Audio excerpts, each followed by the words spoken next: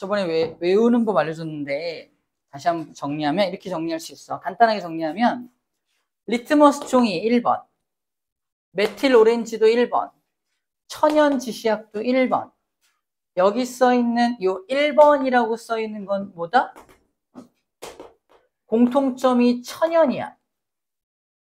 즉 자연에서 얻은 소재라는 거야. 자연에서 얻은 소재는 모조리 산성과 만나면 붉은색 계열로 갑니다. 염기성과 만나면 푸른색 계열로 가. 이 계열이란 뜻이 완벽하게 푸른색으로 변한다는 뜻이 아니라 푸른색 쪽을 향해서 간다는 뜻입니다.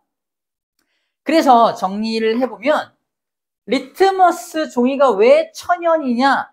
리트머스 이끼라고 하는 자연에서 얻은 식물성 이끼를 모아서 만든 거야. 그래서 리트머스 종이도 자연에서 얻은 천연 소재야. 메틸 오렌지는 당연히 오렌지니까 자연에서 얻은 거가 되겠죠. 천연 지시약은 아예 써있네. 천연이라고. 자연에서 얻은 겁니다. 그래서 이런 것들은 전부 다 산성과 만나면 붉은색, 메틸 오렌지도 붉은색, 천연 지시약도 이따 보면 알겠지만 붉은색으로 모두 변합니다. 근데 염기성이 문제야. 염기성. 리트머스 종이는 굉장히 강력해서 염기성과 만나면 완벽하게 푸른색으로 변합니다. 근데 이 메틸 오렌지는 좀 약해. 약해서 푸른색 계열로만 가기 때문에 붉은색이었던 녀석이 또는 오렌지 색깔이 노란색이잖아. 중성일 때 노란색인데 염기성과 만나면 아주 조금 푸른색 계열로 움직여서 잘 들어. 진한 노란색으로 변합니다. 우리 문제 풀 때는 둘 다 노란색이라고 써요. 그래서 메틸 오렌지는 중성일 때도 노란색, 염기성일 때도 노란색이라고 정리하는 거야. 하지만 산성과 만났을 때만 붉은색으로 변하는 거지. 천연 지시약 다 마찬가지야. 산성과 만나면 붉은색 계통으로 가고 염기성과 만나면 푸른색 또는 노란색 계열로 가게 됩니다. 실제 보여주면 밑에 나오는 이 표야. 자주색 양배추 지시약, 천연 지시약이거든. 이 천연 지시약 갖다 실험을 하니까 얘네들이 산성이고요. 얘네가 염기성이야. 산성과 만나면 모두 붉은색으로 변하는 걸 볼 수가 있고요. 염기성과 만나면 푸른색으로 변하거나 또는 노란색으로 변하는 거 보이죠? 이런 것들 통해서 염기성이구나라는 걸 확인할 수 있습니다. 자, 그래서 1번이라고 써져 있는 지시약들 중에서 천연 지시약을 정리를 다 했어요.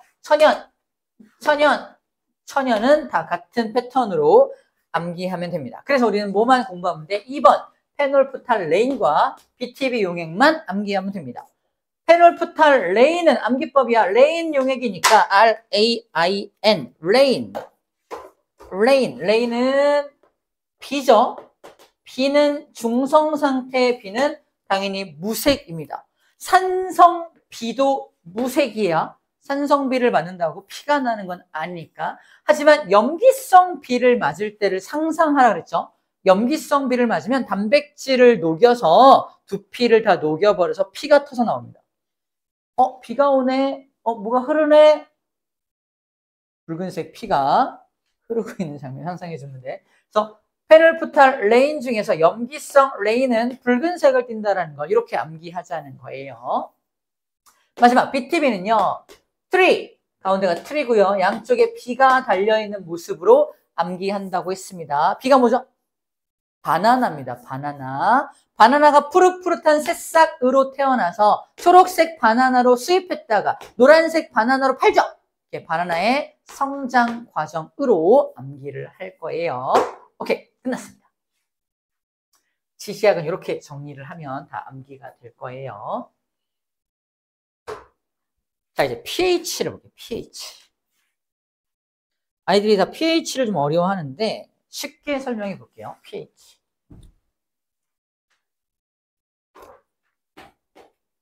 potential of 하이드로젠 이온.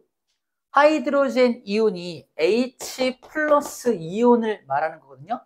포텐셜, 얼마나 많이 갖고 있냐를 지수로 표현한 겁니다. 검색해 봤더니 포텐셜 오브 하이드로젠 이온이라고 써 있었어요. 그 약자가 pH입니다. 중요한 건 pH는 뭐다? 한국말, 우리나라 말로 바꾸면 수소 이온 농도 지수입니다. 수소 이온이 얼마나 많이 있느냐를 숫자로 표현하자는 거야. 근데 pH를 구하는 공식이 뭐라고 돼? 스웨덴인가? 스웨덴의 어떤 학자가 제시를 해요. 이거 이렇게 구하자. pH는 마이너스 로그 수소 이온의 농도로 구하자라고 했어요. 짜증이 나기 시작합니다. 그죠? 로그가 나오고, 그죠? 마이너스가 붙었기 때문에 이거를 분수로 고치면, 상용로그로 고치면 몰라도 돼요. 수소 이온이 분모로 들어가고요. 이게 분의 1로 들어갑니다. 그래서 잘 봐. 우리 알고 있어요. pH 7이 딱 중성입니다. 중성인 건 증류수가 중성이야. 근데 이상한 일이 있었어, 옛날에. pH 숫자가 작아질수록 산성이래. pH 숫자가 커질수록 염기성이야. 아니, 수소이온 농도 지수니까 수소이온이 많으면 pH도 숫자가 커져야 되는 거 아니야? 근데 마이너스가 붙어있기 때문에 오히려 봐봐. 수소이온이 많으면 많을수록 분모가 커지는 거기 때문에 분자에 해당하는 pH는 값이 떨어지게 됩니다. 그래서 pH는 숫자가 낮을수록 수소이온이 많아서 강한 산성을 띠게 되는 거예요. 오케이? 우리는 이것만 기억하면 돼. 야, pH 7이 딱 중성이야. pH가 작아지면 산성 쪽으로 가는 거고 pH가 커지면 염기성 쪽으로 가는 거야 라고만 기억하면 돼요. 커피 pH 5, 토마토 pH 4, 탄산음료 pH 무려 3입니다. 그 다음에 레몬이 pH 2, 위액은 pH 한 1.5 정도 됩니다. 점점 pH가 작아지면 점점 강한 산성 쪽으로 가는 거야. 조금 심화적인 문제가 나오면 이 로그의 특성인데 로그 때문에 이게 10이 써있기 때문에 이 숫자가 1 차이, 숫자 1 차이가 날 때마다 10배 정도의 농도 차이가 나타납니다. 다시 말해서 pH 5에 해당하는 커피와 pH 4에 해당하는 pH 5와 pH 4의 농도 차이. 수소이온은 누가 많은 거야? 토마토가 더 많아요. 몇 배 많아? 1차이 나니까 수소이온의 농도가 10배 차이 나는 겁니다. 그럼 탄산음료는 몇 배 차이 나는 거야? 10배, 또 10배야. 100배입니다. 100배 차이가 나는 거야. 커피보다 탄산음료 속에 수소이온이 100배 많이 들어있다라는 뜻입니다. 100배. 백인 우연히 딱 맞네요. 100배. 그래서 학교에서 이건 사실 고2 과정이긴 한데 선생님들이 설명할 때 너네 pH의 특성을 좀 알고 제대로 알려면 이 정도는 좀 알아야 돼. 잘 몰라도 돼. 그냥 이거만 기억. 선생님 시험 문제 이러고 낼게. 시험 문제에 pH 하나당 10배 차이야. 그러니까 pH 둘 차이 나면 10배에 또 10배니까 100배겠지? 라고 간단하게 설명하고 시험 문제 내실 겁니다. 왜? 괜히 뭔가 있어 보이잖아. 10배 또 10배니까 100배. 이거 알고 있는 친구와 쌤 설명을 잘 안 들어서 20배 쓰는 친구가 있을 거 아니야. 그지? 이런 친구들을 가르려고 시험 문제를 내실 수 있다라는 겁니다. 아시겠죠? 이 로그에 대한 건 몰라도 됩니다. 야, 10배구나. 하나당 10배구나. 라는 정도 알면 돼요. 쌤이 어떤 용액을 주고요. 이 녀석의 pH가 얼마인지 맞춰달래. 산성인지 중성인지 염기성인지 맞춰달래. 어떻게 맞출 수 있을까? 먹어볼까요? 안 되겠죠? 그때 이용할 수 있는 게 우리 책에 나와 있는 요 두 장치입니다. pH 측정기와 만능 pH 시험지야. pH 측정기는 여기서 이게 수소이온이 많이 들어있으면 전기가 더 잘 통할 거 아니야? 전기 전도성을 활용해서 수소이온이 얼마나 많이 들어있는지를 알아내서 pH를 숫자로 보여주는 기계장치야. 저걸 이용해서 얘가 pH가 얼마인지 알 수도 있고요. 두 번째, 이 시험지가 원래 약간 연두색을 띠는 시험지인데 조금 찢어가지고 용액 속에 살짝 담갔다 빼면은 색깔이 변할 거 아니야? 이 색깔이 어디랑 더 맞나 이렇게 맞춰봐. 이게 pH 1부터 pH 11까지라고 써 있습니다. 색깔이 맞는, 여기 빨간색이네. 빨간색? 여기네. pH 1이겠죠. pH 1이네. pH 2, pH 3, 4, 5, 6, 7, 8, 9, 10, 11입니다.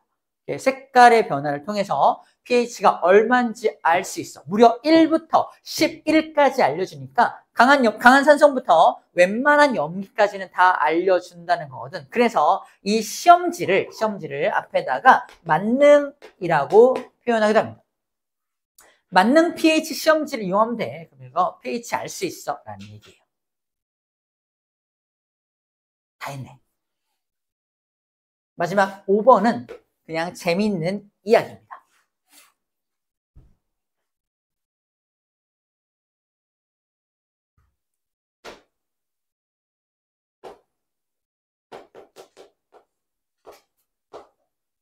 지질시대 때 묻혔던 A와 B가 지질시대 때 묻혔던 생명체, A 생명체와 B 생명체들이 잔뜩 땅속에 묻혀서 화석화됩니다.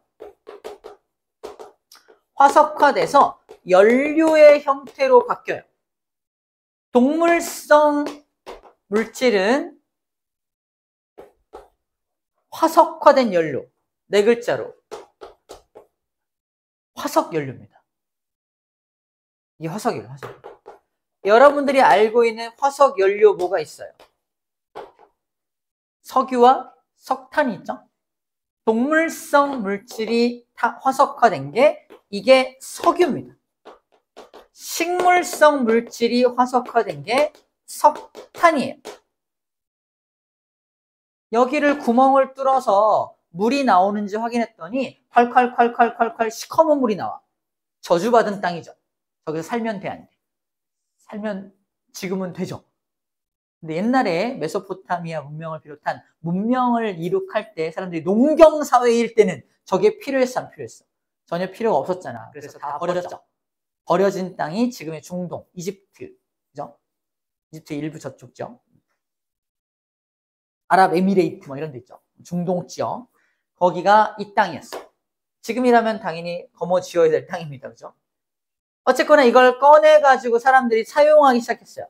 그래서 인류가 엄청 발전을 하죠. 산업혁명이 일어나게 되고 여러 가지 기술의 발전들이 다 나타나게 되는데 중요한 건 이걸 처음 사용할 때는 이걸 태우면 이산화탄소하고 물밖에 안 나와. 그죠? 공해물질이 안 나오기 때문에 마구마구 사용했단 말이야. 근데 문제는 뭐야? 요 녀석이 어떤 기체야? 무슨 기체죠? 무슨 기체? 날숨 기체? 무슨 기체? 온실 기체라는 말 들어봤나요? 온실 기체? 온실 효과를 일으키는 기체였던 거야. 우리 지구에는 기본적으로 온실 효과가 필요합니다. 약간 따뜻하게 온실처럼 달과는 다르게 온도를 유지해주는 온실처럼 만들어줘야 되는 기체들이 필요한데 쟤 때문에 그 온실 효과가 너무 심해지는 거야. 온실 효과가 심해진 걸 뭐라 그래요? 5글자로. 정답. 지구온난화입니다. 지구온난화.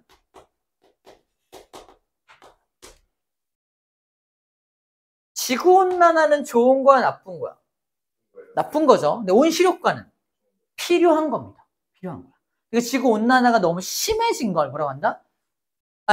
온실 효과가 너무 심해진 걸 뭐라고 한다? 지구온난화라고 하는 거야. 지구온난화가 발생하는 이유는 공기 중에 이산화탄소가 많아지기 때문입니다. 그럼 어떤 문제점이 생기죠? 막 기상이변 생기고 막 뜨거워지고 지금처럼 폭염 막 오고 막 그죠? 어딘가 폭풍 막 생기고 이런 것들만 알고 있었는데 하나 더 추가하자는 거야. 오늘 바로 바다를 보자는 거예요. 바다? 바다가 왜? 여기 바닷물이 이렇게 있어요. 바닷물이 있습니다. 대기 중 이산화탄소가 겁나 많아. 어떻게 될까? 바닷물 속에 녹아 들어갑니다. 바닷물 속에 많이 녹아 들어가면 CO3 E- 정리하면 이 화학식을 기억해야 돼. 바닷물 속에 녹아 들어가면 이산화탄소가 물 속에 녹아 들어가면은 H2CO3 아까 봤던 거죠. 탄산이라는 물질이 만들어져. 탄산. 걔가 물속에 녹아서 또 이온화가 되면은 HCO3-와 H 플러스로 이렇게 이온화가 됩니다. 정리하면 이산화탄소가 물속에 녹아 들어가면 탄산이라는 물질을 만들고 그 물질이 이온화가 되면 수소 이온이 나오고 탄산 이온이 나온다는 거야. 문제는 뭐야? 수소 이온입니다. 이 수소 이온이 산성을 일으키는 물질이지. 바다가 산성화됩니다. 이걸 다른 표현법으로 한다? 해양 산성화라고 불러주는 거야. 해양이 산성화돼. 해양이 산성화돼. 그럼 바다가 신맛이 나나? 그런 건 아니고요. 문제는 뭐냐면 바닷속에 살고 있는 해양 생물들 중에서 딱딱한 돌 같은 껍질을 갖고 있는 생물들이 있습니다. 조개, 굴, 홍합, 좋아요. 뭐 소라, 그죠? 그리고 마지막으로 전복도 산호. 산호도 딱딱한 껍질을 갖고 있잖아. 산호. 그런 것들이 이 H 플러스라는 산성과 만나면 어떻게 돼요? 그 딱딱한 껍질 성분이 바로 아까 봤던 CaCO3, 탄산칼슘 성분입니다. 바닷물 속에 녹아있는 탄산칼슘을 끌어들여서 그걸 가지고 자기 껍질을 만들어내서 살아가고 있는 생명체들이에요. 근데 얘가 산성과 만나면 어떻게 되죠? 아까? 이산화탄소 기체가 발생되면서 녹아버리죠. 우리 이가 녹아버리는 거랑 똑같은 현상이 발생되는 거야. 내가 조개야. 자식을 낳았어. 잘 살아라. 해양이 산성화됐어. 이 자식들이 껍질을 만들지 못하고 다 녹아버려. 어떻게 돼요? 다 죽어버리죠. 다음 자손이 만들어지지 못합니다. 조개가 멸종돼요. 소라가 멸종됩니다. 걔네만 멸종되면 상관없어. 근데 조개와 소라 같은 걸 먹고 사는 2차 소비자. 걔네도 먹을 게 없어지니까 멸종합니다. 이런 식으로 단계적으로 멸종해 가면은 해양 생태계가 크게 위기를 초래하게 되겠죠. 책에 뭐라고 설명하고 있냐? 책에서는 어디 갔어? 있다. 해양 생태계에 전반적으로 영향을 미친다라고 되어 있습니다. 해양 생태계가 무너진다는 뜻이에요. 정리하면 내가 땅 속에서 화석 연료 꺼내서 사용을 했어. 문명을 이뤘네? 근데 이산화탄소가 많아지다 보니까 해양이 산성화돼서 해양 생태계가 다 무너져 버린 거야. 나는 잘 살게 됐는데 바닷속은 다 망한 거죠. 뭐 이런 것들 너네 알고 있니, 얘들아? 알고 있니? 그걸 물어보는 거야. 말해주고 있는 거야. 너 알고 있었니? 너네가 이렇게 잘 살고 전기 만들어 살고 있잖아. 화력 발전으로. 근데 그 전기 만드는 화력 발전 때문에 저런 일이 어딘가에선 발생하고 있다는 거 너네 알고 있니? 라고 우리한테 메시지를 주는 거야. 일단 알고는 있어야 돼. 우리가 어떻게 할 수는 없지만 알고는 있어야 됩니다. 알고 있어야 되고 이렇게 이런 화학식에 의해서 그런 일이 발생할 수 있구나. 우리도 좀 인식하고 조금 발전시킬 수 있는, 개선할 수 있는 방법들을 함께 모색해 나가자는 게 마지막에 나오는 내용이라고 보면 되겠어요.